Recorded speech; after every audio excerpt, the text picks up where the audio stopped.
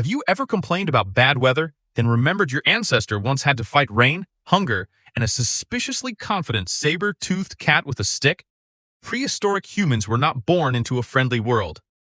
There were no houses, no supermarkets, no doctors, no weather alerts, and no cozy little button that said, "Order soup."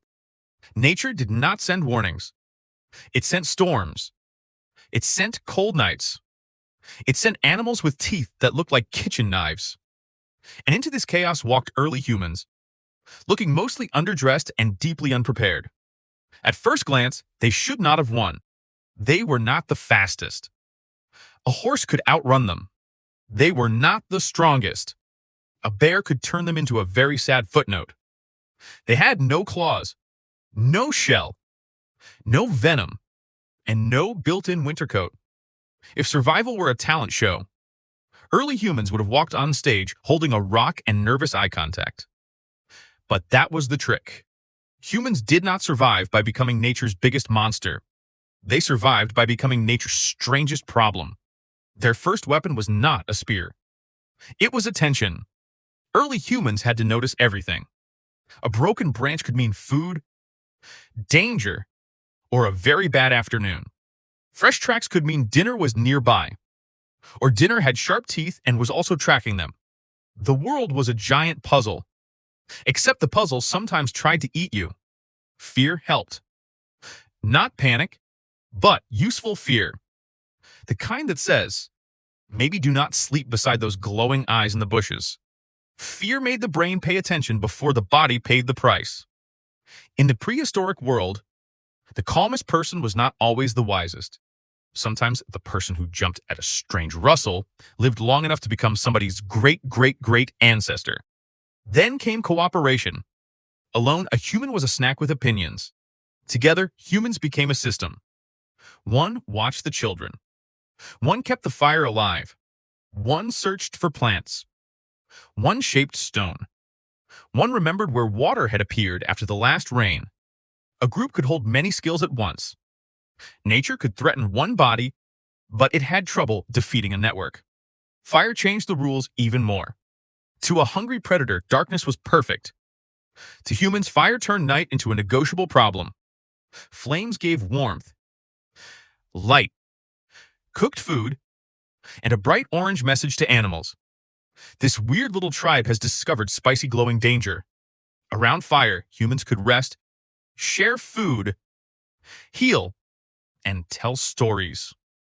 And stories were not just entertainment. They were memory with a heartbeat. A story could say, "Do not cross that valley after heavy rain." A story could say, "Those berries made Uncle Grug regret breakfast." A story could say, "When the sky changes like this, move the camp." Before books, before maps, before science class, humans stored survival instructions inside voices, gestures, and shared memories. Tools made weak hands stronger. A sharp stone turned fingers into cutters. A wooden spear added distance between a human and something unpleasant. Scrapers helped clean hides. Needles and simple cords helped make clothing. None of these tools looked magical, but together they were tiny negotiations with nature. Cold said, "Freeze." Humans answered, "Not today, we made a fur blanket." Shelter was another argument. Caves, branches, animal hides, windbreaks, and simple huts gave the body a chance to stop losing heat. A shelter was not just a roof. It was a pause button. Outside, storms could roar. Inside, a family could breathe, repair tools, share food, and plan tomorrow's escape from being rained on like confused mushrooms.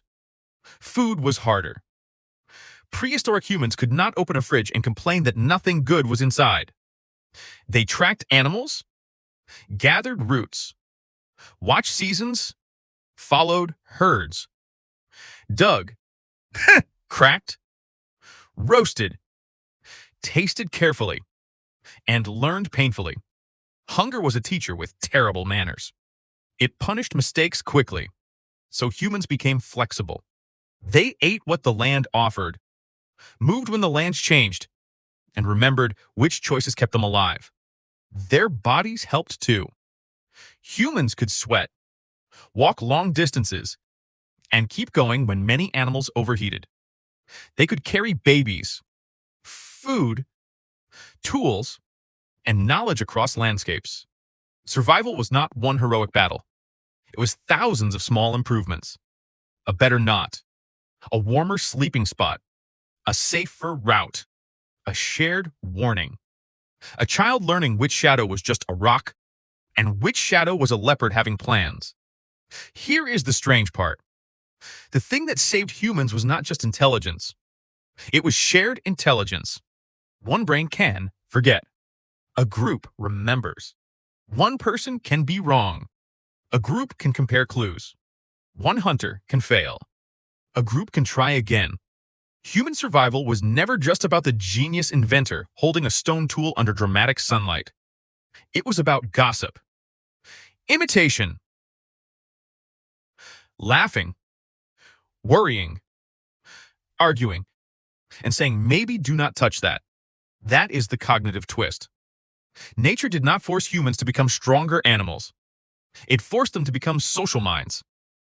The storm, the cold, the predator, and the empty stomach all pushed humans toward the same discovery.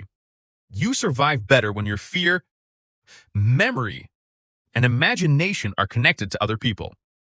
And that ancient software still runs today.